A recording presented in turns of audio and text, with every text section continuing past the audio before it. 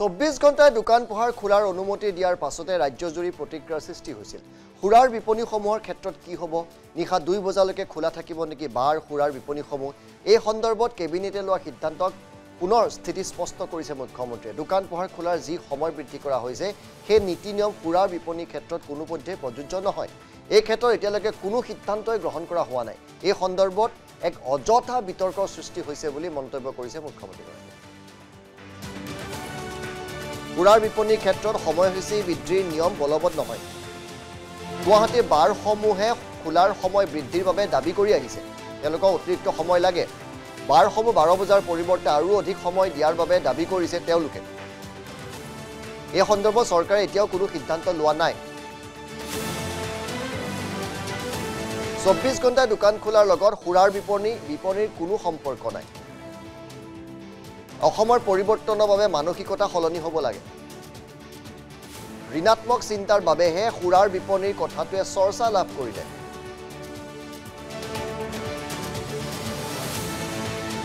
নিৰ্দেশটো খুৰাৰ ক্ষেত্ৰত প্ৰযোজ্য নহয়, ঠিক আছে।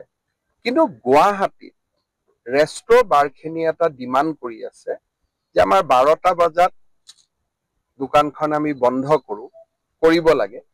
কিন্তু 12:30 বাজিলে আহি আমাৰ ওপৰত অত্যাচাৰ পুলিচ বা এক্সাইজে অত্যাচাৰ আৰম্ভ কৰে। গতিকে আমাক 2টা বজালৈকে চলাব দিয়ক।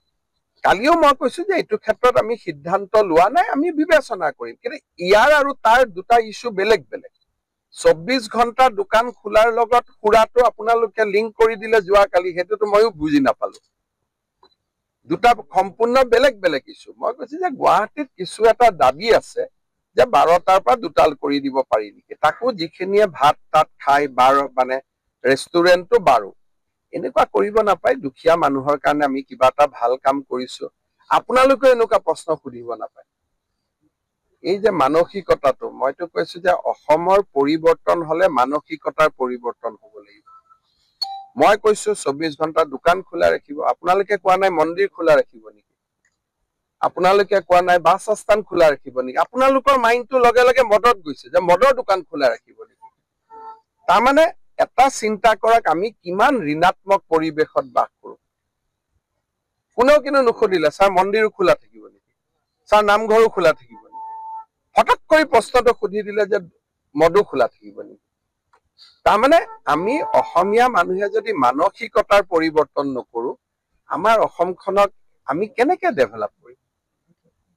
ইমান মই বুজাই দিলো যে সৰু সৰু দোকানী বিলাকক যাতে পুলিচৰ পৰা অত্যাচাৰ নাপায়, শ্ৰম পৰিদৰ্শকৰ পৰা অত্যাচাৰ নাপায়, বুজাই দিলো যে বিহুৰ দিনা ৰবিবাৰ পৰিলে কি হব, দুৰ্গা পূজাৰ দিনা ৰবিবাৰ পৰিলে কি হব।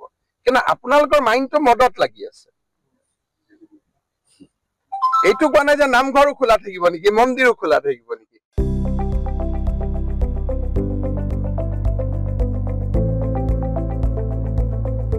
NB নিউজ, সহজ সৰল ভাষাত নৱভাৰতৰ কথা।